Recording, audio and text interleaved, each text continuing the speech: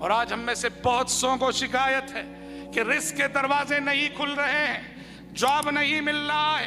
بہت سارے نوجوان، شریعت کہتی ہے روزی کا تعلق بھی ہماری عبادت و ریاضتوں سے ہے، روزی کا نماز سے بڑا گہرا تعلق ہے۔ اللہ کا قانون ہے کہ وہ اپنے نافرمان کو ایک نہ ایک دن رسوا کر کے رہتا ہے۔ میں گناہ تنہائیوں میں کروں، ذلت مجھ تک پہنچ کر رہے گی۔ اگر میں نے توبہ نہ کی، اگر میں نے اللہ کی جانب رجوع نہ کیا، اللہ کا قانون ہے کہ اس کا نافرمان ایک نہ ایک دن ذلیل ہو کر رہے گا۔ روزی کا تقوی سے بڑا گہرا تعلق ہے کہ جو اللہ کا تقوی اپنائے، اللہ اسے ہر مشکل سے نکلنے کا راستہ پیدا کرے گا۔ وَيَرْزُقْهُ مِنْ حَيْثُ لَا يَحْتَسِبُ، اور متقی انسان کو اللہ وہاں سے روزی دے گا جہاں سے اس کا وہم و گمان میں بھی بات نہ تھی۔ ہماری اور آپ کی زندگی کا ایک مسئلہ روزی کا بھی ہے، رزق کا بھی ہے۔ رزق زندگی کی ایک اساسی ضرورت ہے، رزق زندگی کی ایک بنیادی ضرورت ہے، اور آج ہم میں سے بہت سو کو شکایت ہے کہ رزق کے دروازے نہیں کھل رہے ہیں، جاب نہیں مل رہا ہے۔ بہت سارے نوجوان، شریعت کہتی ہے روزی کا تعلق بھی ہماری عبادت و ریاضتوں سے ہے، روزی کا نماز سے بڑا گہرا تعلق ہے۔ وَأْمُرْ أَهْلَكَ بِالصَّلَاةِ وَاسْتَبِرْ عَلَيْهَا لَا نَسْأَلُكَ رِزْقًا نَحْنُ نَرْزُقُكَ۔ اے پیغمبر، آپ اپنے فیملی ممبرز کو نماز کا حکم دیجئے اور آپ خود نماز کی عبادت پہ جم جائیے۔ لا نسألک رزقا، ہم آپ سے رزق نہیں مانگتے، نحن نرزقک، ہم آپ کو روزی دیں گے۔ جس فیملی کے سارے ممبرز نمازی ہوں، اللہ نے اس فیملی کے روزی کا ذمہ لیا ہے، کہا نحن نرزقک، ہم آپ کو رزق دیں گے، ہم آپ کو روزی دیں گے۔ وَمَن يَتَّقِ اللَّهَ يَجْعَلْ لَهُ مَخْرَجًا وَيَرْزُقْهُ مِنْ حَيْثُ لَا يَحْتَسِبُ۔ روزی کا تقوی سے بڑا گہرا تعلق ہے کہ جو اللہ کا تقوی اپنائے، اللہ اسے ہر مشکل سے نکلنے کا راستہ پیدا کرے گا۔ وَيَرْزُقْهُ مِنْ حَيْثُ لَا يَحْتَسِبُ، اور متقی انسان کو اللہ وہاں سے روزی دے گا جہاں سے اس کا وہم و گمان میں بھی بات نہ تھی۔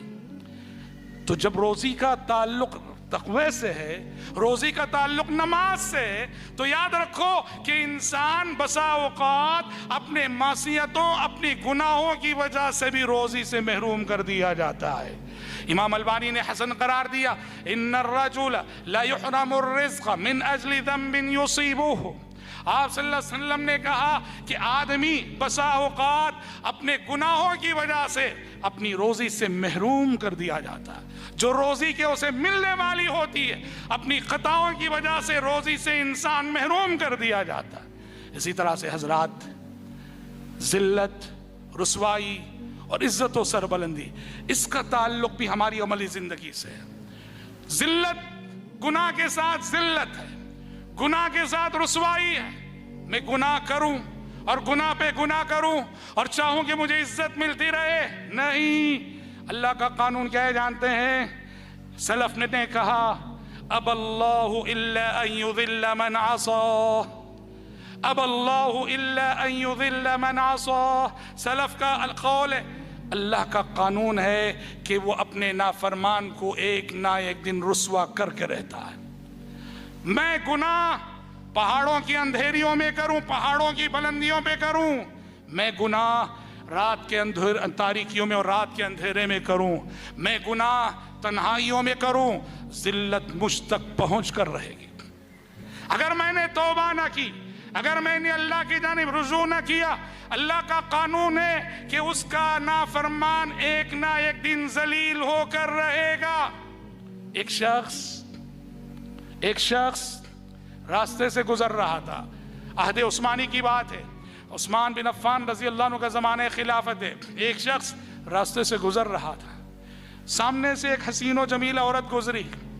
اس گزرتے ہوئے شخص نے اس حسین و جمیل عورت میں نظریں جما دی، دیکھتا رہا اس کو، اور اس کے تھوڑی ہی دیر بعد وہ شخص حضرت عثمان ابن عفان رضی اللہ عنہ کے پاس گیا۔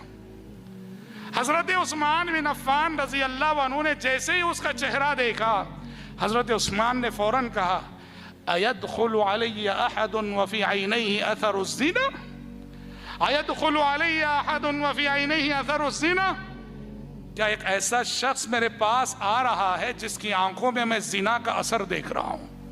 وہ پریشان ہو گیا.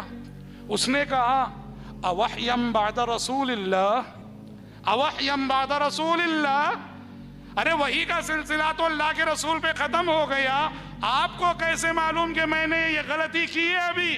حضرت عثمان نے فوراً وہ آیت پڑھی کلا ان فی ذلک لآیات للمتوسمین. کہا کہ توسم، اللہ نے جنہیں فراست دی ہے، فراست والے چہرہ دیکھ کے بہت کچھ معلوم کر لیتے ہیں. تمہاری آنکھیں بتا رہی ہیں کہ غلط منظر تم نے دیکھا ہے. اس طرح حضرات انسان تنہائیوں میں گناہ کرے، اگر توبہ نہ کرے ذلت اس تک پہنچ کے رہتی ہے. اور گناہ انسان کو کیسے اندھا کرتا ہے، کتنا اندھا کرتا ہے. گناہوں کی وجہ سے انسان کے اندر جو تمیز ختم ہوتی ہے، کس چیز کی تمیز؟ دوست اور دشمن کی تمیز ختم ہو جاتی ہے. گناہ کی وجہ سے نفع و نقصان کی تمیز ختم ہو جاتی ہے. اور گناہ انسان کو کتنا اندھا کرتا ہے، ذرا آپ قوم لوط کے واقعے کی روشنی میں سمجھیے. آپ جانتے ہیں قوم لوط یہ ایسی قوم ہے جو ہومو سیکس میں مبتلا تھی، ہم جنس پرستی میں مبتلا تھی، ہومو سیکس کی برائی کی موجد تھی یہ قوم لوط. اللہ حضرت لوط علیہ السلام نے بہت سمجھایا، مانی نہیں. شرک کے ساتھ ساتھ یہ ہم جنس پرستی کا گناہ اس قوم کے اندر تھا. بالآخر اللہ کا عذاب آ گیا. فرشتے عذاب کا پروانہ لے کر حضرت لوط علیہ السلام کی بستی میں آ گئے. اور اللہ کی مشیت، فرشتے آئے تو انسانوں کی شکل میں آئے، خوبصورت نوجوانوں کی شکل میں آئے، اور خوبصورت نوجوانوں کی شکل میں وہ حضرت لوط علیہ السلام کے گھر میں داخل ہوئے. لوط علیہ السلام بھی سمجھے نہیں کہ یہ فرشتے ہیں، وہ سمجھے کہ کوئی اجنبی مہمان آئے ہیں، کیونکہ انسانی روپ میں ہیں، نوجوان ہیں، حسین و جمیل شکل کے نوجوان ہیں. حضرت لوط علیہ السلام چونکہ وہ اپنی قوم کی عادت سے واقف تھے، جب دیکھا کہ ان کے گھر مہمان آئے ہیں اور حسین و جمیل ہیں، بہت انہیں برا لگا. یہ کیوں آئے، یہ کیوں آئے؟ قرآن کہتے ہیں وَضَاقَ بِهِمْ زَرْعًا، تنگ دل ہو گئے کہ یہ آئے کیوں؟ کیونکہ حسین و جمیل ہیں سب، اور قوم کی عادت ان کو معلوم ہے. لوط علیہ السلام پریشان تھے، اور ادھر قوم کو بھی معلوم ہو گیا کہ لوط کے گھر میں کچھ خوبصورت نوجوان آئے. آئے کون ہے بھائیو؟ ملائکہ آئے، فرشتے آئے. کیوں آئے ہیں؟ اس قوم کو عذاب دینے کے لیے آئے. لیکن اللہ کو ان کی آزمائش مقصود ہوئی، آخری لمحے میں بھی انسانی روپ میں نوجوانوں کی شکل میں بھیجا. بستی میں خبر پھیل گئی کہ لوط کے گھر میں بڑے خوبصورت نوجوان آئے ہیں. ساری کی ساری بستی امڑ آئی، ساری کی ساری بستی امڑ آئی. لوط علیہ السلام کے گھر کو گھیر لیا، اور وہ چاہتے ہیں کہ کسی طرح سے ان مہمانوں تک رسائی حاصل ہو جائے. لوط علیہ السلام بہت بے چین ہو گئے، بہت پریشان ہو گئے. اپنی بستی والوں سے کہا اتقوا اللہ ولا تخزونی فی ضیفی، اے نادانو اللہ سے ڈرو، میرے مہمانوں کے سلسلے میں مجھے رسوا مت کرو. قوم مان نہیں رہی ہے، جان نہیں رہی ہے، اور صاف کہہ رہی ہے انک لتعلم ما نرید، انک لتعلم ما نرید. اے لوط ہم کیا چاہتے ہیں وہ تو تم کو معلوم ہے ہی نا. لوط علیہ السلام نے الیس منکم رجل رشید، نادانو تم میں ایک بھی سمجھدار انسان نہیں کیا، ایک بھی عقل والا نہیں کیا. الیس منکم رجل رشید. جب دیکھا کہ رکنے والے نہیں، باز آنے والے نہیں، ایک پیغمبر اتنا مجبور ہوا، وہ کہنے لگے یا قومی ہؤلاء بناتی ہن اطہر لکم. اے نادانو اگر تم رکنے والے نہیں ہو تو پھر چلو یہ میری بچیاں، ان سے کم نکاح تو کر لو، یہ میری بچیاں ان سے نکاح کر لو. ہؤلاء بناتی. اللہ اکبر. یہاں فرشتوں نے دیکھا، لوط علیہ السلام کی پریشانی دیکھی. فرشتوں نے تب کہا یا لوط انا رسول ربک لن یصلوا الیک.